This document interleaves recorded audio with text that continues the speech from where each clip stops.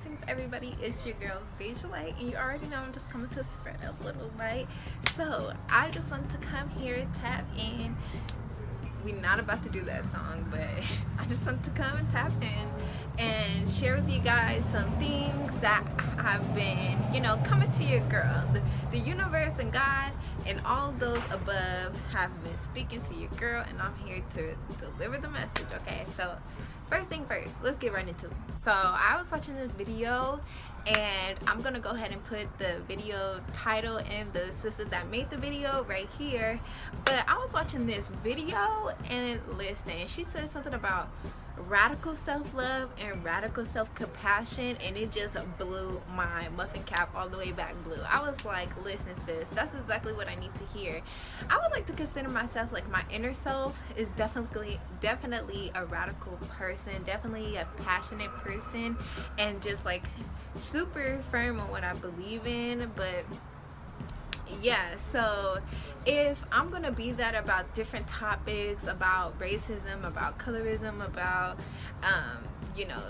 sexism, if I'm about to be like that when it comes to any entity, I might as well have that radical passion for myself. Oh my gosh, that just blew me back. Like, yeah, be radical about the love that you give yourself. Be radical about the mercy you give yourself. Be radical about how you stand and show up for yourself. I really, after I heard that it's kind of like no other way to live your life. You're not radically self-loving yourself. You're not radically practicing self-compassion for yourself.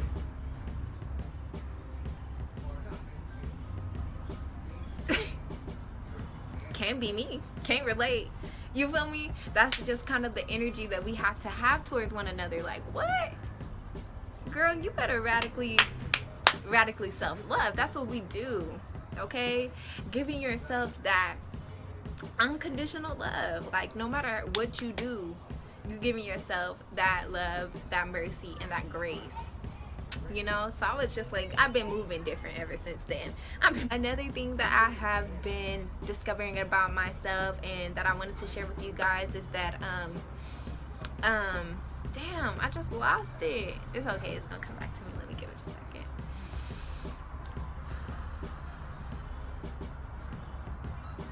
Who cares if you get, okay, there we go. Who cares if you make somebody mad? Stop caring if you make somebody mad. And this is particularly to my people pleasers, my people that are anxious to please, my people that are concerned about the perceptions of themselves and pleasing other people, accommodating other people. Yeah, listen, it's a no-go. Stop caring if you may make someone mad or make someone feel uncomfortable or whatever the case may be, because when you do that, you're stifling the fullness of yourself, the fullness of the experience of you. When you try to stop someone from being bad at something that you say or something that you do, or make them feel uncomfortable about a belief that you have or a perspective that you have, so you suppress that emotion, and next thing you know, you're limiting yourself, you're confining yourself to this box. Who gives a fuck if you make someone mad? You can't, and I had to really just sit with myself that I was working on this project, and that came to me. Nah.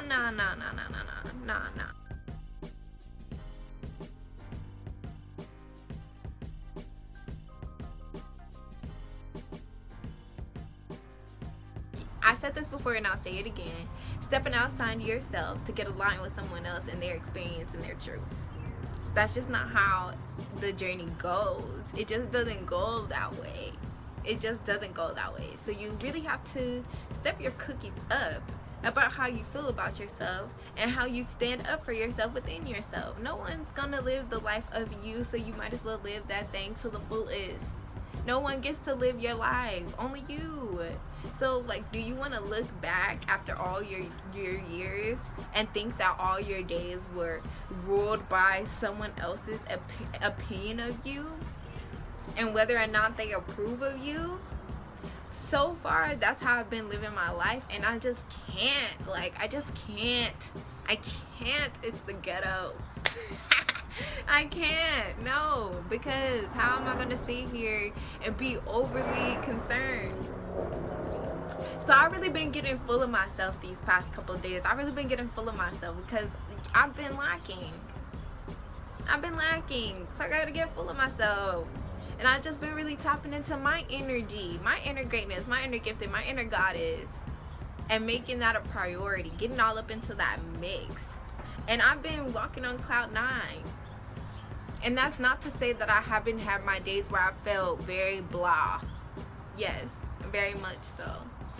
But with me tapping into my energy, I know what makes me feel better now. I know what I could come home and do to soothe my spirit. And it's okay, I'm gonna take a rest and come back at it the next day. That's what the journey is about, you know? Coming back the next day, showing up better than you did yesterday. Today, an affirmation that I said to myself as I was getting in the car was, I'm even more beautiful today than I was yesterday. And I was like, what made me say that? And I was like, well, and then I was trying to analyze it and make sure it wasn't no like holes in that. And I was like, nah, like I stand on that. Like I was beautiful yesterday and I'm even more beautiful today. And every day I just get more and more beautifuler.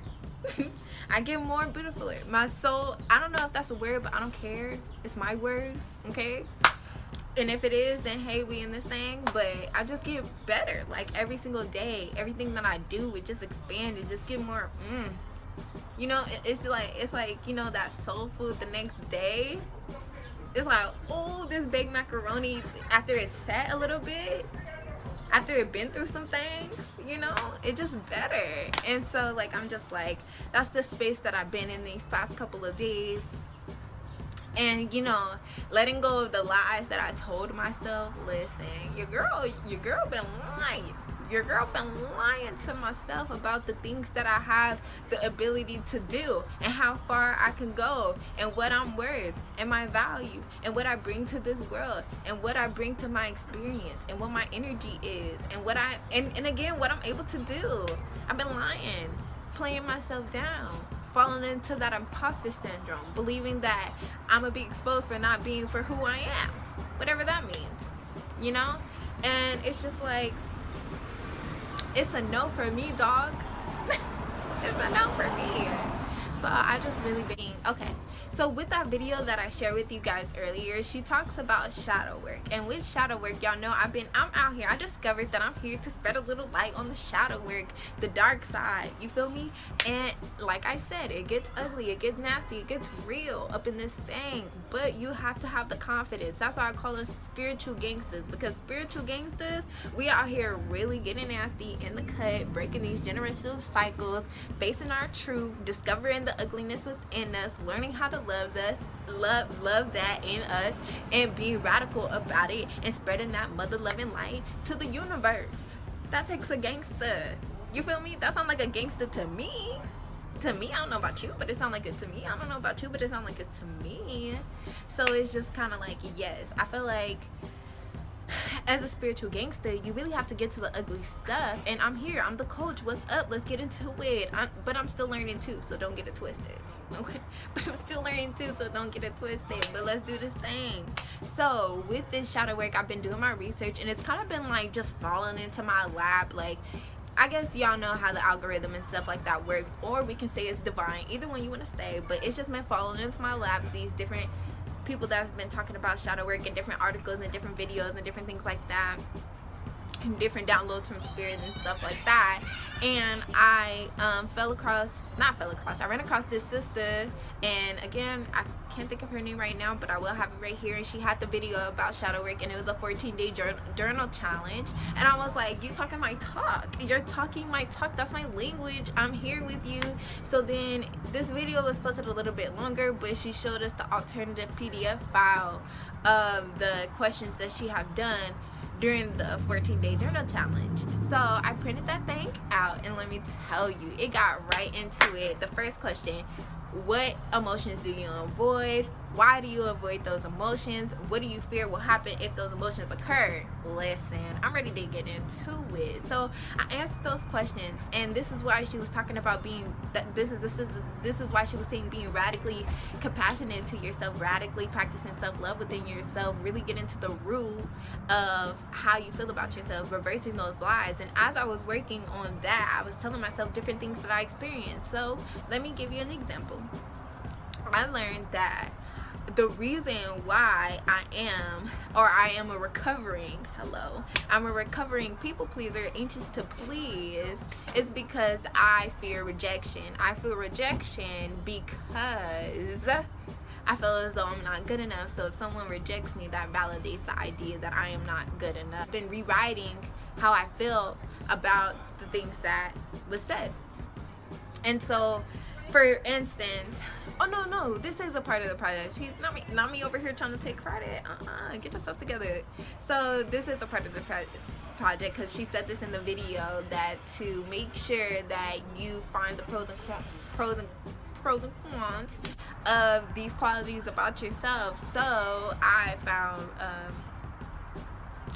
like I said, rejection. So I have to let go of the fear, because rejection, for me, I've redirected it, and I said that it means that I need to be redirected. It means that I'm going down the wrong path. That means that's not the way, that's not the path. Turn around, and that's not a bad thing. You don't have to fear that. Even though it may be uncomfortable, even though it may not feel good, it's still not the path that you're supposed to be on. So be excited about this new path that you get to explore and find and discover. So I just wanted to be more confident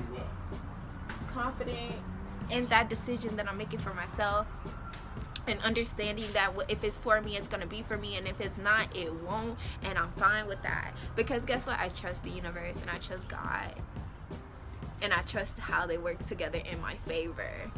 Okay, I love how they dance together in my favor. And so that's another thing I've been telling myself. Everything always works out in my favor, so I don't have to worry about rejection. And then another thing that I discovered is how emotionally abandoned, and just the different aspects that play into that. And I've been discovering how these different qualities of being emotionally abandoned, and I learned so much about myself with that. And I'm gonna go ahead and drop a piece about that, because I don't want this video to be too long. But by the time this video will be out, it'll be down in the description. But yeah, so I've been discovering a lot of things about myself, and I've just been rewriting it, repainting the narrative, rewriting the story that I've told myself, scrapping that one and starting anew. And guess what? You have the power to do it. You could do it too. You can rewrite the story that you told yourself. If you told yourself that you wasn't creative, you literally could tell yourself, yes, I am creative. If you told yourself that you are not strong and you're not a person that exercises, you could turn around and you could start writing and telling yourself, I am.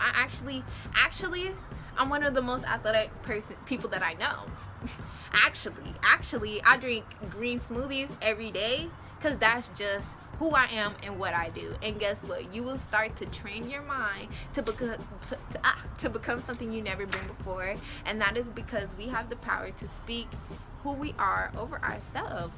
And they always say, fake it till you make it. If you don't believe it when you first start telling yourself, eventually over time you will. Because I'm gonna say this and I'm gonna finish. There was a point in time, and this is me getting real intimate and vulnerable, y'all. Real intimate and vulnerable, y'all. But it's okay. So there was a point in time where I did not look at myself as a queen. I was just so disconnected from that term, and not being referred to as that, because I didn't perceive myself as that, and I felt like the people around me didn't look at me like that. So as a result, I just didn't view myself in that, and that was the energy that I carried. That was the aura that I gave off. Very lack. So I'm talking very much lack. And as a result, that, like I said, that was the energy that I carried. And so after I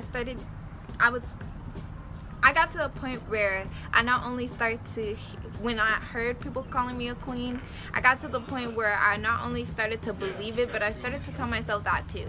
And it was a part of the affirmations, it was a part of the things that I told myself, it was a part of the way that I described myself, it was how I referred to other people, and you know, that's just how I move as a result. And then over time, you can't tell me a lot of queen up in this thing. You can't even tell me no more, you know?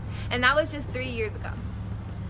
And I say just 3 years, but 3 years go by really fast, and it took me, now you can't tell me, you know, like, but it took for me to make the decision that, hey, I'm not going to speak lack over myself anymore. I'm not going to tell myself I'm not creative. I'm not going to tell myself I'm not a queen.